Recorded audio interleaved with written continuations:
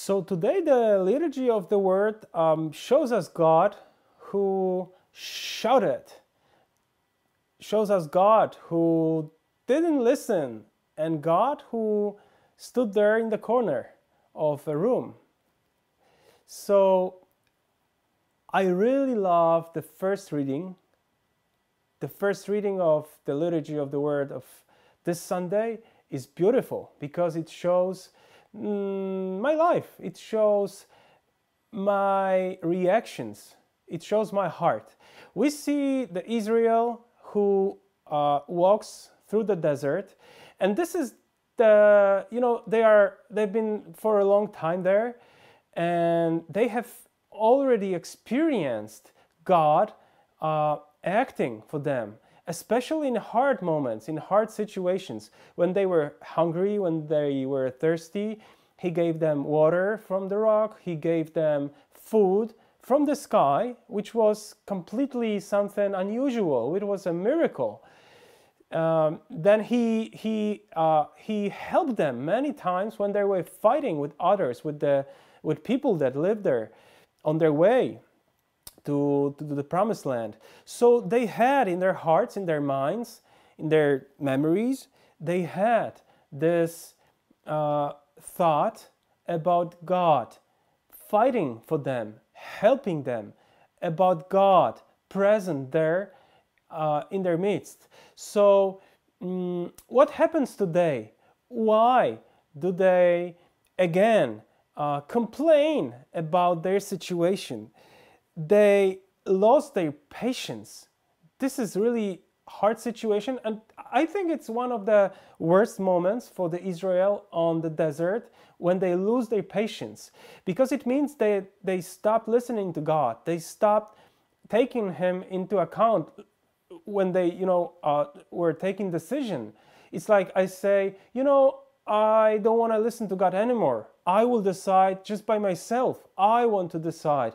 Because, when I was listening to God, what good came to me? I mean, what happened really good for me? I don't want to listen to Him anymore. I'm going to, block my ears not to hear Him. And I believe this is what they did. So they said, okay, this is our will. This is God's will. That's it. That's over. We're not going to follow God anymore. So they were tired. They were hungry. They were thirsty. They were far away from home. They didn't even know where their home was. It wasn't Egypt, even if they were sometimes missing it. Food there, and the stable situation more or less that was there. They were yearning for the promised land too, but somehow they were losing hope to see it at all. And so they were in the middle of nowhere, not only in terms of the land, the desert, but especially of hope and the future. So they are there. They are weak and tired. And this moment makes them interpret the situation by themselves. So they're not asking God, what does that mean? What do you want us to show, to understand by giving us this situation? No, they start to say, no, this is it, this is it. So we are hungry, that's the true truth about our life. We are thirsty, and the food you have given us, God, it's nothing really good. We don't want it anymore. They say, we are disgusted with this wretched food. What did you give us, God? I mean, it's really what you gave me. It's nothing. Why didn't you give me something good? Those words are really hard. Oh man, it's like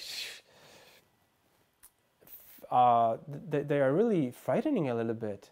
So what's the reaction of God? What God does?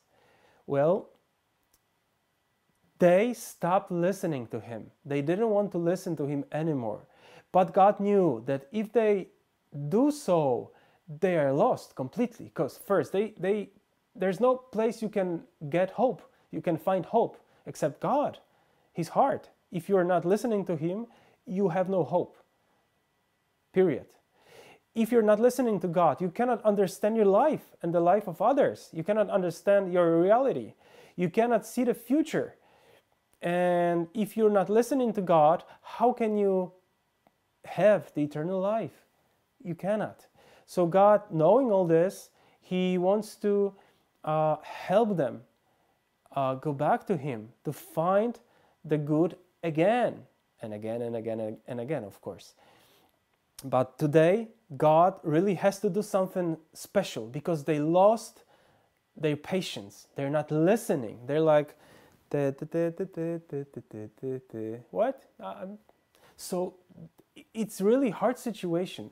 So God has to shout to make them listen, has to, like shock them, to make them think again, not be brainless like they started to be.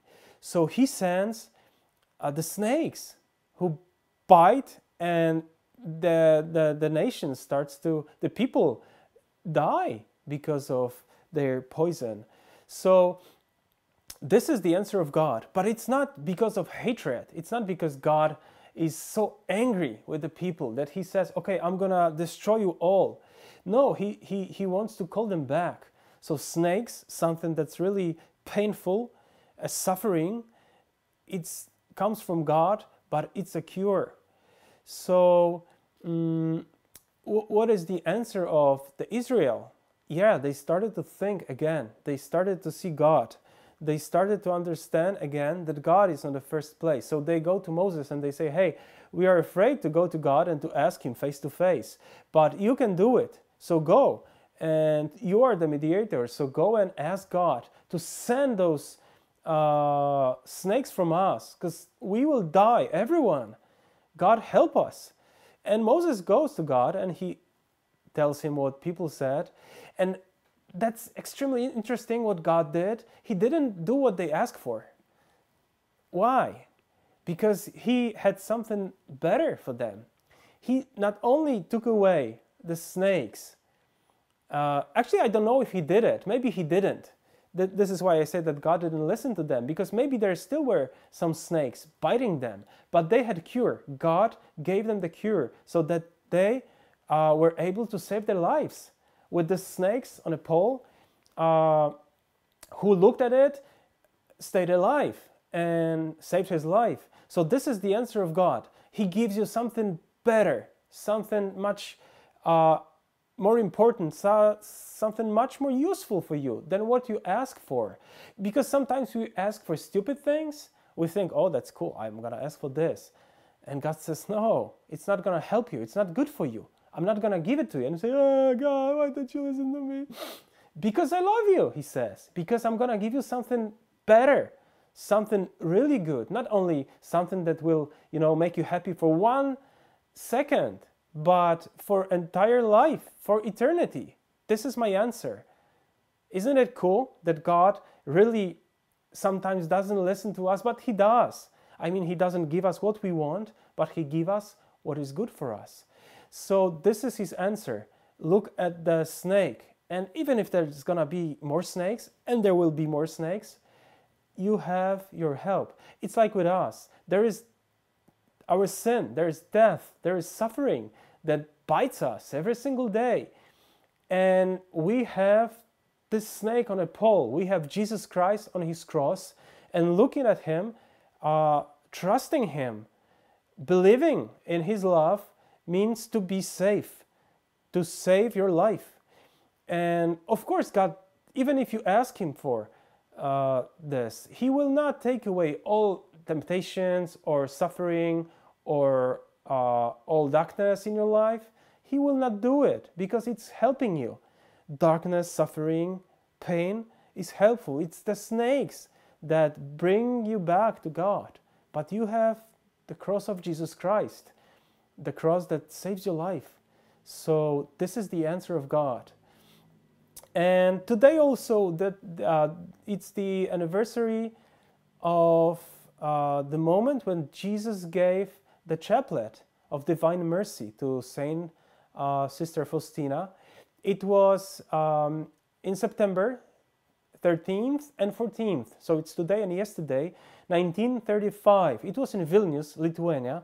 Beautiful, fantastic city.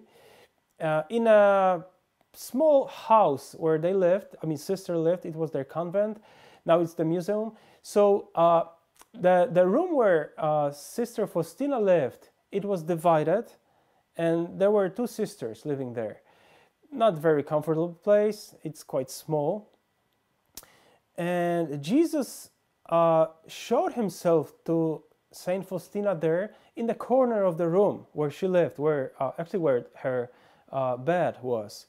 So it's very, low place. It's not like something fantastic, beautiful place. It's just a corner of poor room, poor house, poor convent. But Jesus came there and he showed that he enters your reality, your everyday life, to be there with you. And not only to be there with you, but to give you something beautiful. And he gave to us, I mean, everyone received it, the chaplet of his divine mercy. So by praying the chaplet, by saying it, you save your life. It's like looking at Jesus. If you say and pray the chaplet with faith, and you say, Jesus, I trust in you, and you do, oh, that's beautiful. This is your help that you receive from him. And Jesus promised that anyone who will pray this chaplet at the moment of his death will find Jesus as a merciful God, as a merciful friend coming there to save. Also during life, Jesus will be sending enormous graces. So why don't we just pray it every single day, maybe at 3 p.m., the hour of mercy. It's easy, it's not long, but the promise related with this prayer, it's so huge, so beautiful. I myself have seen beautiful things when praying this chaplet, this simple prayer. So this is the answer of God. He sends you snakes, but he gives you Jesus Christ. He gives you his own mercy. He shows his mercy, the chaplet of divine mercy. This is his help. This is his answer. You may say, it's nothing cool. It's nothing interesting. I don't want it. Fine. That's your decision. You're free to do it. Like, the Israelites in the desert, there are snakes. What will you do? Because there are snakes in your life, suffering, temptations, your sin. That's the biggest snake you have ever met. What would you do? You may be standing there and, let him bite you, and you cry, you suffer in darkness, in emptiness, in loneliness, but you can go to Jesus and say, I'm dying, help me. And Jesus says, all right, let's say the chaplet. Say it every day. It will help you. Jesus comes through it. So this is the beauty of God's love, his mercy.